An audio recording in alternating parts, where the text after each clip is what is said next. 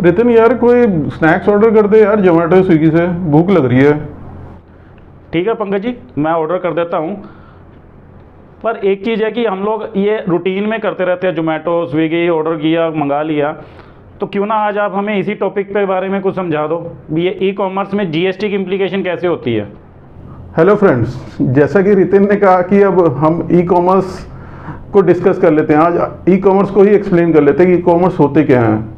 Example, e commerce सबको पता है कि अमेज़ॉन हो गया, फ्लिपकार्ट हो गया, जोमेटो हो गया, स्विगी हो गया, अर्बन क्लैब्स हो गया। अर्बन क्लैब्स वो होते हैं जो हाउसकीपिंग वगैरह की सर्विसेज प्रोवाइड करते हैं। तो ये सारे जितने हैं ये ई कॉमर्स ऑपरेटर हो गए। अब इनको एक ब्रीफ में समझ लेते हैं। जो लॉ के अंदर जो इनको डिफाइन किया गया है, लॉ के अंदर सेक्शन 2 ब्रैकेट में 44 CGST एक्ट के अंदर ई कॉमर्स को डिफाइन किया है। ई कॉमर्स क्या है? एक डिजिटल प्लेटफॉर्म है जहां पर आप अपना गुड्स सप्लाई भी कर सकते हो और सर्विसेज, गुड्स या सर्विसेज या दोनों सर्विसेज सप्लाई कर सकते हो और रिसीव कर सकते हो। तो ये हो गया आपका ई कॉमर्स। और ई कॉमर्स ऑपरेटर क्या हुआ है, उनको डिफाइन किया गया हुआ है सेक्शन 2 ब्रैकेट में 45 CGST एक्ट के अंदर। उसमें कहा गया जो ये डिजिटल प्लेटफॉर्म को ओन कर रहे हैं और इसको ऑपरेट कर रहे हैं, उसको हम ई कॉमर्स ऑपरेटर कहते हैं। ठीक है, अब इसको एक एग्जांपल से समझते हैं हम। मान लो जैसे अभी रितिन को मैंने कहा कि यार रितिन कुछ फूड ऑर्डर कर दो वहाँ से, जोमेटो से। तो मेरा ऑर्डर जब जोमेटो पे जाएगा तो जोमेटो क्या करेगा, वो मेरे ऑर्डर को आगे पास ऑन कर देगा किसी रेस्टोरेंट को। रेस्टोरेंट पे जोमेटो वाला अपना डिलीवरी बॉय भेजेगा, वहाँ से वो मेरा ऑर्डर पिक करेगा और हमें डिलीवर कर देगा। अब इसमें 3 चीज़ें इन्वॉल्व हो रही हैं, तीन पर्सन इन्वॉल्व हो रहे हैं। पहला है रेस्टोरेंट, जो कि सप्लायर ऑफ सर्विसेज है, जो रेस्टोरेंट की सर्विसेज सप्लाई कर रहा है। दूसरा है इसमें ई कॉमर्स ऑपरेटर, जो हमें प्लेटफॉर्म दे रहा है, मुझे और रेस्टोरेंट सप्लायर को। ठीक है, तीसरा इसमें है कंज्यूमर, जो कि मैं हूँ।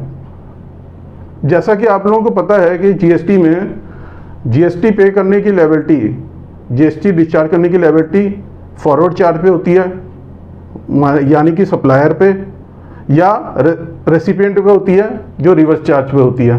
तो इन दोनों ही केसेस में यहाँ पर जो कंडीशन, जो इन्होंने नोटिफिकेशन इशू की है, इन दोनों ही केस में यहाँ पर ई कॉमर्स पे ये जीएसटी लायबिलिटी डिस्चार्ज करने की ऑब्लिगेशन ई कॉमर्स पर दे दी है इन्होंने। तो इसका मतलब ये है कि अब जो फूड अब जोमेटो से रितिन ऑर्डर कर रहा है, उसकी जो जीएसटी है वो रेस्टोरेंट वाला नहीं जमा कराएगा, वो जमा कराएगा ई कॉमर्स ऑपरेटर। गवर्नमेंट ने जो ये नोटिफिकेशन इशू की है, इसमें जो सेक्शन 9(5) के अंदर इस सर्विसेज को नोटिफाई कर दिया। मतलब जो नोटिफिकेशन 17/2021 सेंटर टैक्स रेट की जो इन्होंने इशू की, इसके अंदर इन्होंने लिखा कि 9(5) सेक्शन 9(5) ऑफ CGST एक्ट के अंदर ये रेस्टोरेंट सर्विसेज नोटिफाई करी जाती हैं। इसका मतलब ये हुआ कि जो सेक्शन 9(5) के अंदर जो भी सर्विसेज नोटिफाई करी जाती हैं, उसमें जो जीएसटी डिस्चार्ज करने की लायबिलिटी होती है वो ई कॉमर्स के ऊपर होती है। तो इससे पहले भी गवर्नमेंट ने इस पे किया हुआ, जैसे अर्बन क्लैब्स हो गया, ओलो हो गया, ओलो कार्स वाला हो गया, उन सब केसेस में जो है ई कॉमर्स ऑपरेटर जीएसटी जमा कराता है। ठीक है,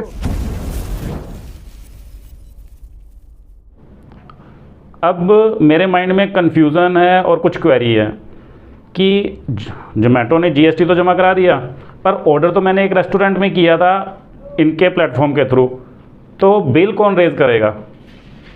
रेस्टोरेंट बिल रेज़ करेगा या जोमेटो बिल रेज़ करेगा? सेकंड क्वेरी कि ये जो सेल हो रही है, जो हमें बिल आ रहा है, वो रेस्टोरेंट की टर्नओवर में काउंट होगा या जोमेटो की टर्नओवर में काउंट होगा, क्योंकि जोमेटो जीएसटी जमा करा रहा है आपने बोला। थर्ड क्वेरी पंकज जी ये है कि जो ई कॉमर्स ऑपरेटर है वो जीएसटी को कैश में जमा कराएगा या अपने आईटीसी को यूटिलाइज कर सकता है उसमें। पंकज जी मेरा ये क्वेश्चन आपसे इसलिए है कि रेस्टोरेंट वाले आईटीसी अवेल नहीं कर सकते, तो क्या ई कॉमर्स भी इसको कैश में ही जमा कराएगा? एक और क्वेरी पंकज जी कि ई कॉमर्स ऑपरेटर फूड जो है वो अनरजिस्टर्ड से भी सप्लाई करता है, तो इस केस में क्या ई कॉमर्स जीएसटी जमा कराएगा? फिफ्थ और इम्पोर्टेंट एक last query Pankaj ji, e commerce और रेस्टोरेंट वाला इस सेल को अपनी रिटर्न में कहाँ रिपोर्ट करेगा? तो इन सारी क्वेरीज़ का आंसर लेने से पहले मैं अपने व्यूअर्स से रिक्वेस्ट करता हूं कि आप हमारे चैनल को लाइक, शेयर एंड सब्सक्राइब कर दें।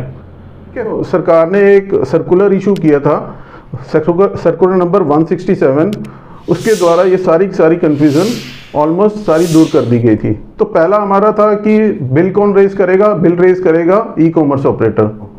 दूसरा, इसमें उन्होंने कहा है कि ये रेस्टोरेंट की सेल है, ई कॉमर्स ना रेसिपिएंट है ना सप्लायर है, तो इस केस में रेस्टोरेंट के ही एग्रीगेट टर्नओवर के अंदर ये सेल इंक्लूड करी जाएगी। अब तीसरा ये था कि क्या ई कॉमर्स इसको आईटीसी यूटिलाइज करके जमा करा सकता है? नहीं, ई कॉमर्स जो रेस्टोरेंट की सेल है उसमें वो कैश में ही जमा कराएगा उसको। चौथा ये था कि क्या ई कॉमर्स जब अनरजिस्टर्ड रेस्टोरेंट सप्लायर से सप्लाई कर रहा है तो उस केस में जीएसटी जमा कराएगा? तो हाँ, तो रेस्टोरेंट अगर अनरजिस्टर्ड रेस्टोरेंट से भी अगर वो सप्लाई कर रहा है तो भी उस केस में जीएसटी जमा कराएगा।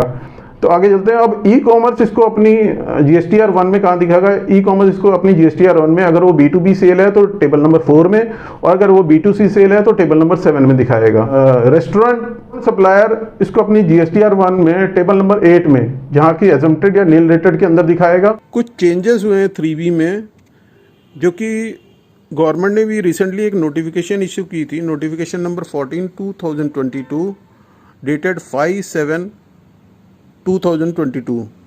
उसमें उन्होंने जो जीएसटीआर 3B का फॉर्म है उसको कुछ अमेंड किया, उसमें कुछ इंसर्ट किया, एक टेबल इंसर्ट किया 3.1.1, जिसके अंदर उन्होंने कहा कि इसमें ई कॉमर्स जो रेस्टोरेंट के बिहाफ पर टैक्स जमा करा रहा था उसको इस टेबल के अंदर अपनी सेल रिपोर्ट करनी है, और जो रेस्टोरेंट सर्विसेज है उसका टैक्स जो ई कॉमर्स जमा करा रहा था उसके लिए भी उन्होंने इसी टेबल के अंदर रो नंबर 2 के अंदर कहा कि अपनी सेल रिपोर्ट करेंगे। थैंक यू पंकज जी, आपने बड़े अच्छे तरीके से हमें ई कॉमर्स ऑपरेटर के बारे में समझा दिया, और मुझे उम्मीद है कि हमारे व्यूवर्स को भी ई कॉमर्स के बारे में पूरी क्लैरिटी हो गई होगी।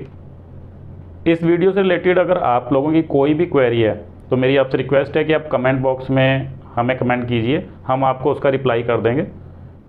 अगर आपको हमारी ये वीडियो अच्छी लगी है तो प्लीज़ लाइक कर दीजिए और सब्सक्राइब कर दीजिए, ताकि हमारी आने वाली वीडियोज़ की नोटिफिकेशन आप तक मिलती रहे।